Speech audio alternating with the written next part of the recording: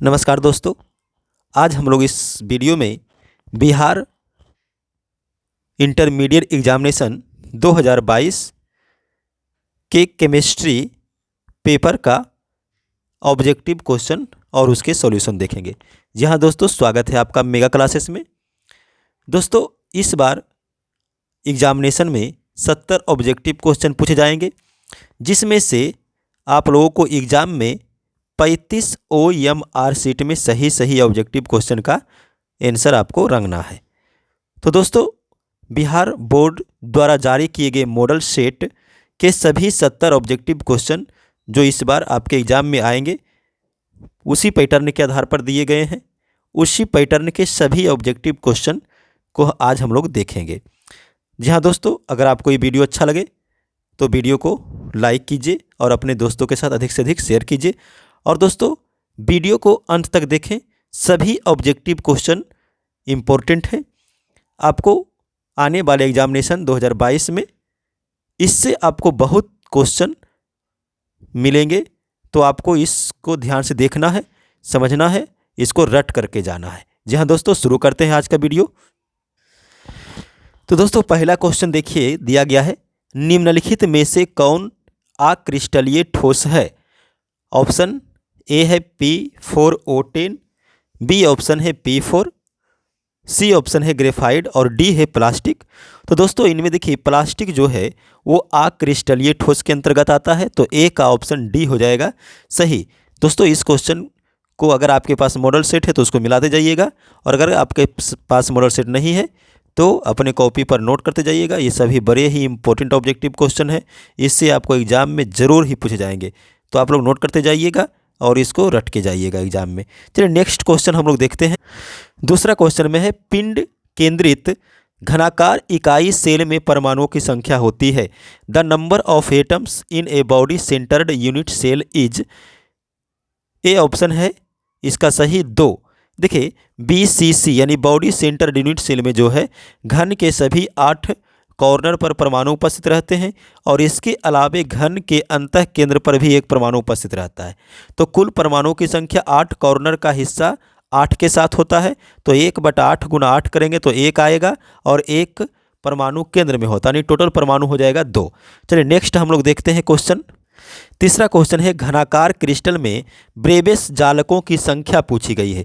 देखिए घनाकार क्रिस्टल में ब्रेबेस जालकों की संख्या 3 होती है, ऑप्शन इसका हो जाएगा बी सही। और ऐसे अगर ब्रेबेस जालकों की संख्या पूछेंगे क्रिस्टल में तो उसमें 14 होगा, घनाकार में पूछेगा तो 3 होगा, तो ऑप्शन 3 का बी होगा सही, 3। चौथा क्वेश्चन में देखिए पूछा गया है, निम्नलिखित में से किस दोष के कारण क्रिस्टल के घनत्व में कमी होती है? ऑप्शन ए देखिए फ्रैंकल है, ऑप्शन बी शॉटकी है, ऑप्शन सी अंतराकाशी और ऑप्शन डी एफ केंद्र। तो इसका सही आंसर होगा ऑप्शन बी शॉटकी दोष। शॉटकी दोष में जो है वो क्रिस्टल के जालक बिंदु से छोटे आकार वाले धनायन जो है अनुपस्थित हो जाते हैं, तो इस कारण से उस घनत्व में कमी आ जाती है। उसके बाद नेक्स्ट 5वां क्वेश्चन देखिए है, मोलरता को व्यक्त किया जाता है।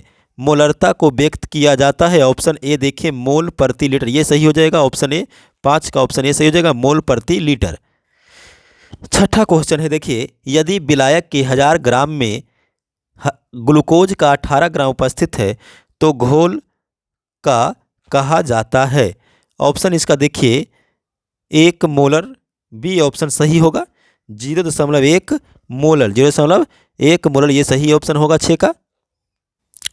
7वां क्वेश्चन में पूछा गया, किसी तनु घोल का अनुसंख्य गुणधर्म निर्भर करता है। किसी तनु घोल का अनुसंख्य गुणधर्म निर्भर करता है, ऑप्शन ए है विलेय की प्रकृति पर, बी है विलायक की प्रकृति पर, सी है विलेय के कणों की संख्या पर, ऑप्शन सी इसका हो जाएगा 7 का सही। नेक्स्ट क्वेश्चन है 8 में, किसी विलयन के प्रासरण दाब को किस संबंध से व्यक्त किया जाता है? किसी विलयन के प्रासरण दाब को किस संबंध से व्यक्त किया जाता है? तो पाई = CRT होता है, तो ऑप्शन इसका देखिए बी हो जाएगा सही, पाई = CRT होता है, तो इस सी को हम इधर लाएंगे तो पाई/C हो जाएगा RT, यानी ऑप्शन 8 का बी हो जाएगा सही। दोस्तों, सभी आंसर मिलाते जाइएगा और कॉपी पर नोट करते जाइएगा। नेक्स्ट क्वेश्चन है, विद्युत धारा की वह मात्रा जो CuSO4 यानी कॉपर सल्फेट के घोल से 1 मोल कॉपर को मुक्त करती है, तो उसको हम 1 फैराडे बोला करेंगे। ऑप्शन ए हो जाएगा सही।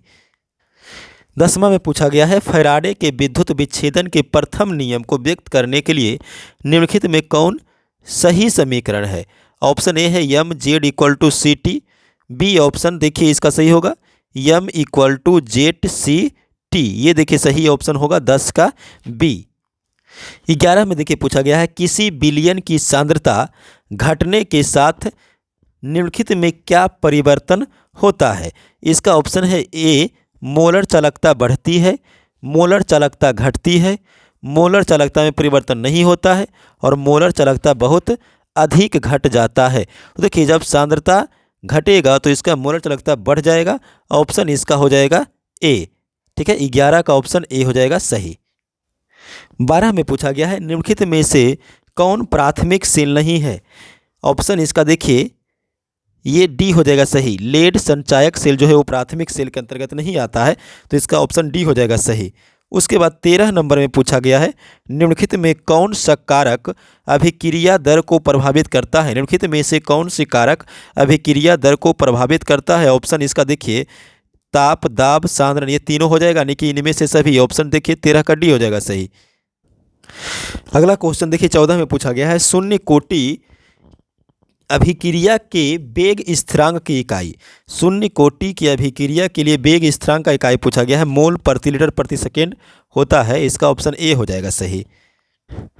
चलिए नेक्स्ट क्वेश्चन है, यदि कोई प्रथम कोटि की अभिक्रिया 32 मिनट में 75% पूरा होती है तो इसका 50% पूरा होने में कितना समय लगेगा? तो इसका देखिए ये न्यूमेरिकल टाइप का क्वेश्चन है, इसको बनाना पड़ेगा। इसका आंसर इसे आप लोग देखिएगा तो इसका आंसर सी आएगा, 16 मिनट आएगा इसका आंसर। आप लोग देखिएगा इसको हल करके, ये न्यूमेरिकल टाइप क्वेश्चन है।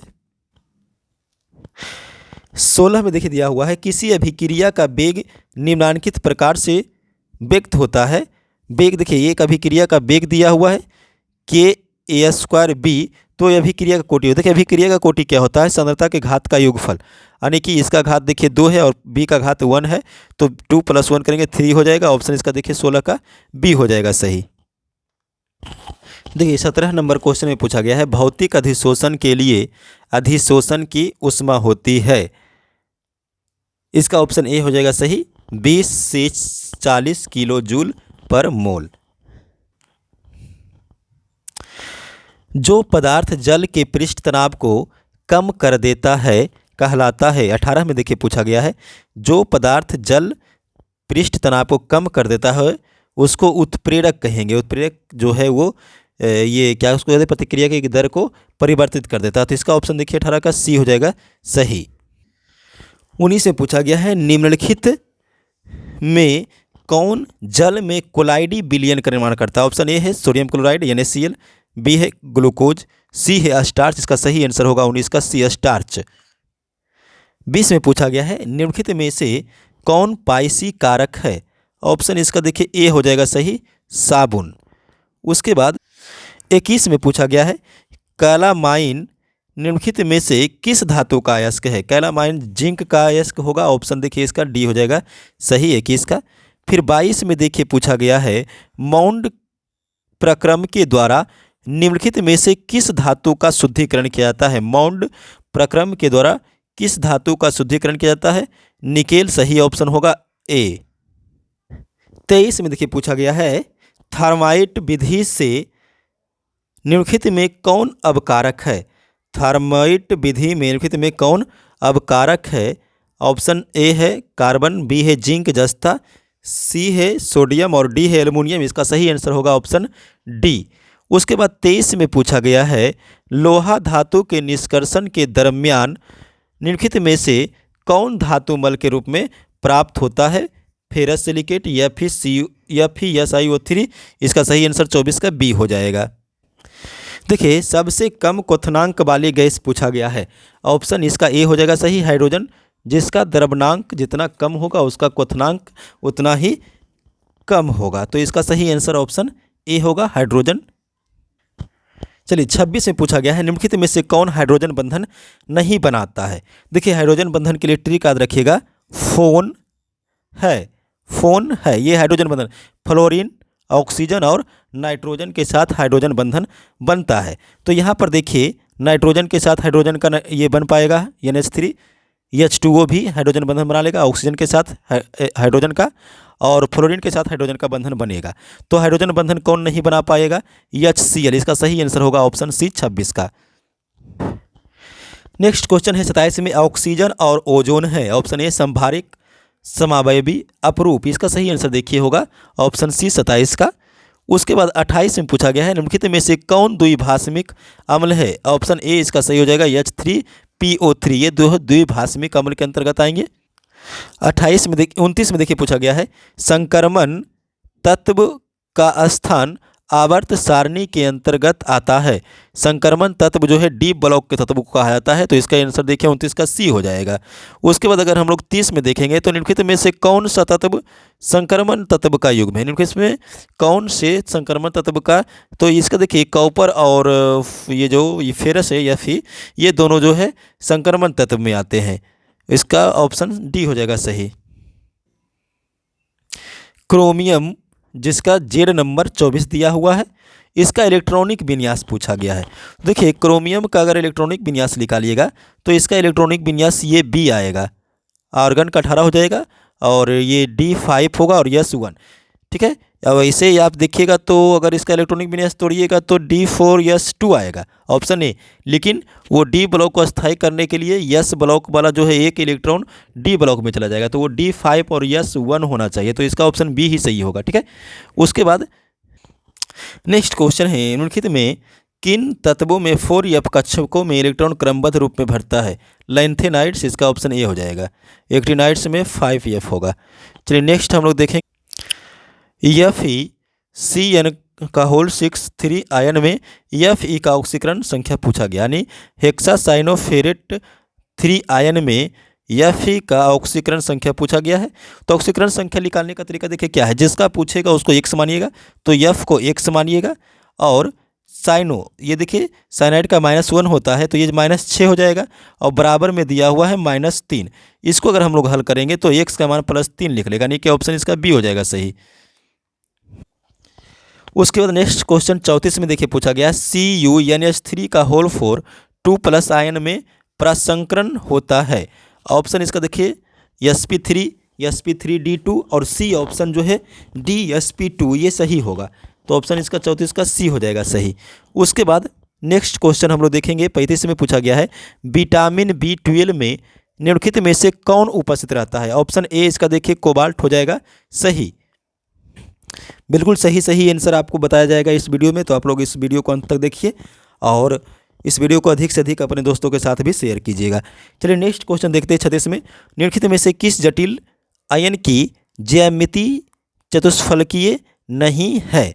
ऑप्शन इसका देखिए ए हो जाएगा सही, बी होगा सही, NiCl4 पर 2- आयन। उसके बाद नेक्स्ट एथिल ब्रोमाइड की अभिक्रिया सोडियम धातु से शुष्क ईथर में कराने पर क्या बनता है?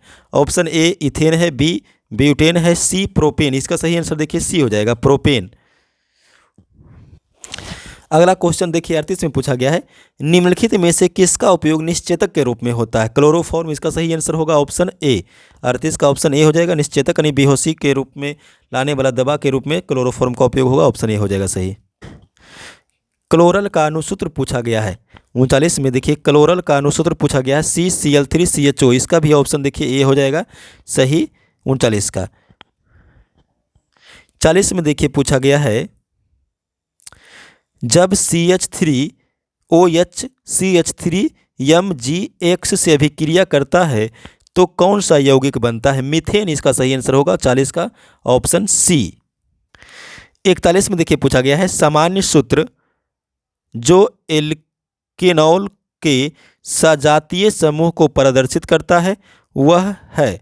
ऑप्शन ए है CnH2nO, ऑप्शन बी CnH2n+1O, सी CnH2n+2O। इसका सही आंसर देखिए सी होगा, CnH2n+2O ये एल्केनॉल के सजातीय समूह को प्रदर्शित करता है। ठीक है, 42 में देखिए है, एथेनॉल का समावयवी निम्नलिखित में कौन है? एथेनॉल का समावयवी निम्नलिखित में कौन है? इसका सही आंसर देखिए होगा dimethyl ether, option B हो जाएगा सही 42 का।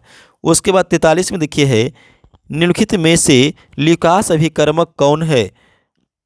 अनाद्र जेडियन Cl2 और सांद्र HCl। इसका सही आंसर देखिए ऑप्शन ए ही हो जाएगा।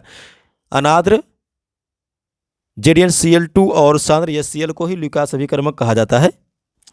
44 में पूछा गया है रेक्टिफाइड स्पिरिट में रहता है 95.5% एल्कोहल होता है रेक्टिफाइड स्पिरिट में, तो ऑप्शन इसका देखिए 44 का बी हो जाएगा सही। उसके बाद हम लोग देखेंगे 46 में पूछा गया है एल्डिहाइड और कीटोन दोनों का सामान्य सूत्र है CnH2nO होना चाहिए, इसका ऑप्शन देखिए बी हो जाएगा सही। ठीक है, एल्डिहाइड और कीटोन का सामान्य सूत्र CnH2nO होगा। उसके बाद नेक्स्ट क्वेश्चन हम लोग देखते हैं 46 में पूछा गया है आइसोप्रोपिल एल्कोहल के ऑक्सीकरण से क्या प्राप्त होता है? एसीटोन, ऑप्शन ए हो जाएगा सही 46 का। उसके बाद 47 में देखिए कैल्शियम एसीटेट और कैल्शियम फॉर्मेट के मिश्रण को गर्म करने पर निम्नलिखित में क्या बनता है? Option A methanol, option B देखिए एथेनॉल हो जाएगा सही 47 का। 48 में देखिए पूछा गया है C6H5Mg का निम्न के साथ क्रियाशीलता का सही क्रम है। ये देखिए 1 2 3 ये 3 ऑप्शन है और इसका सही आंसर देखिए होगा सी। ठीक है, सी होगा सही आंसर इसका। 2 ग्रेटर 2 लेस 3 लेस 1 इसका सही आंसर होगा 2 लेस 3 लेस 1। चलिए 48 का हो गया। 49 में पूछा गया है निम्नलिखित में से किस यौगिक में कार्बोक्सिलिक समूह उपस्थित नहीं होते हैं? कार्बोक्सिलिक समूह उपस्थित नहीं होते पिक्रिक अम्ल, इसका सही आंसर ऑप्शन देखिए सी हो जाएगा सही 49 का। 50 में देखिए है मोनो कार्बोक्सिलिक अम्ल निम्नलिखित में से किसका क्रियाशील समावयवी है? मोनो कार्बोक्सिलिक अम्ल निम्नलिखित में से किसका क्रियाशील समावयवी है? इसका आंसर बी होगा सही एल्कोहल, ऑप्शन बी सही होगा एल्कोहल 50 का। 51 में देखिए पूछा गया है निम्नलिखित में से किस अभिकर्मक द्वारा फॉर्मिक अम्ल एवं फॉर्मल्डिहाइड के बीच विभेद किया जा सकता है? ऑप्शन इसका देखिए ए बेंडिक्ट घोल, ये बी सही होगा टोलेंस अभिकर्मक, टोलेन का अभिकर्मक ये सही होगा 51 का। में पूछा गया है 52 में पूछा गया है जब फॉर्मिक अम्ल को सांद्र H2SO4 के साथ गर्म किया जाता है तो निम्नलिखित में से क्या बनता है? CO2 CH3HSO4 H2C2O4 डी इसका सही होगा कार्बन मोनोऑक्साइड बनता है, ऑप्शन डी हो जाएगा सही CO। 53 में देखिए पूछा गया है प्राइमरी एमीन का क्रियाशील मूलक NH2 होगा, इसका सही आंसर हो जाएगा बी। एथिल एमीन की अभिक्रिया नाइट्रस अम्ल से कराने पर क्या बनता है? ये पूछा गया है। नेक्स्ट क्वेश्चन जो है 54 में C2H5OH ये सही आंसर हो जाएगा एथेनॉल। 55 में पूछा गया है एसीटामाइड की अभिक्रिया Br2 तथा NaOH के साथ कराने पर बनता है, ऑप्शन ए एसीटोन है, ऑप्शन बी देखिए मेथिल एमीन ये सही होगा 55 का बी ऑप्शन सही होगा। उसके बाद 56 में देखिए पूछा गया है निम्नलिखित में से किसमें एल्काइनेशन संभव है?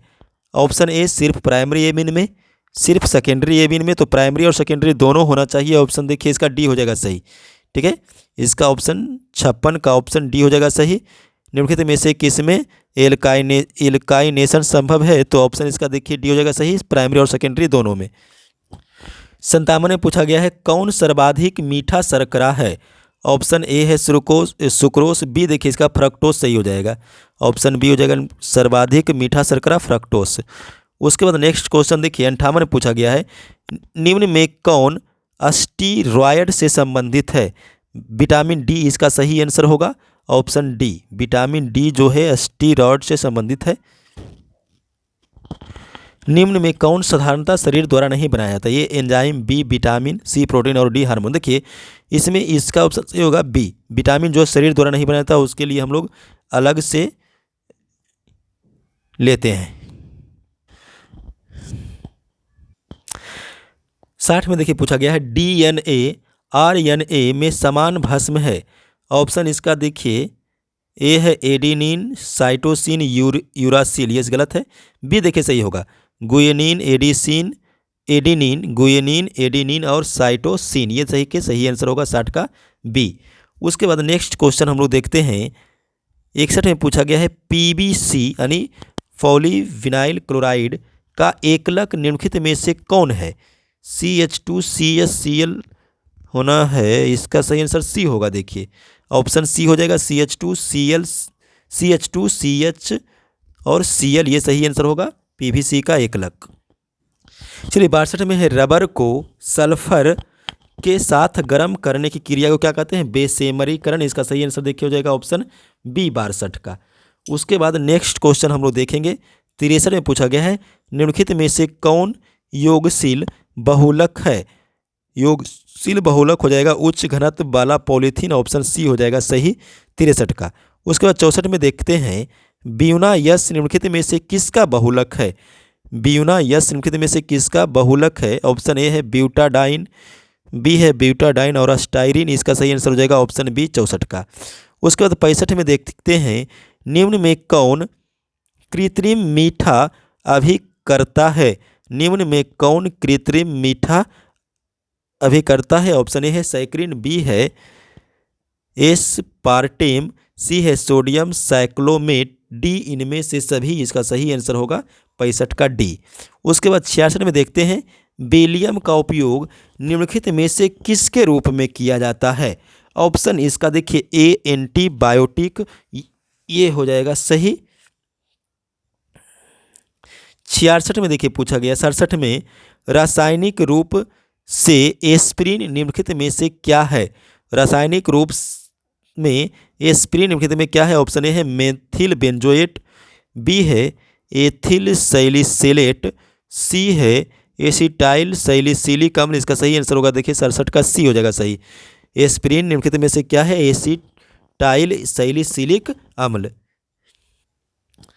नेक्स्ट क्वेश्चन है निम्नलिखित में किसका उपयोग एंटीसेप्टिक के रूप में होता है।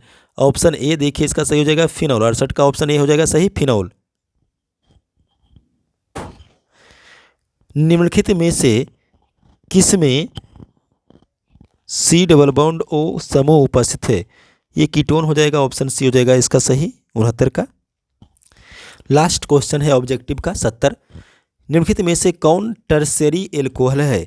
ऑप्शन इसका देखिए बी हो जाएगा सही tertiary alcohol CH3 CH3 CH3 CHO, इसका ऑप्शन देखिए बी हो जाएगा 70 का सही। तो दोस्तों इस वीडियो में आज हम लोग बिहार बोर्ड एग्जामिनेशन 2022 में आने वाले VVI ऑब्जेक्टिव क्वेश्चन देखा और उसके सॉल्यूशन को देखा। जी हाँ दोस्तों, अगले वीडियो में हम लोग इसके सभी शॉर्ट आंसर जो 1 से 20 क्वेश्चन पूछा गया है वो सभी 20 क्वेश्चन का सॉल्यूशन हम लोग लेकर आएंगे। तो हमारा नेक्स्ट वीडियो देखना ना भूलें और अगर आप लोग हमारे चैनल पर नए हैं तो हमारे चैनल को ज़रूर से ज़रूर सब्सक्राइब कर लें और बेल आइकन दबा दें ताकि हमारा वीडियो जैसे ही अपलोड हो आपको नोटिफिकेशन मिल जाए। धन्यवाद।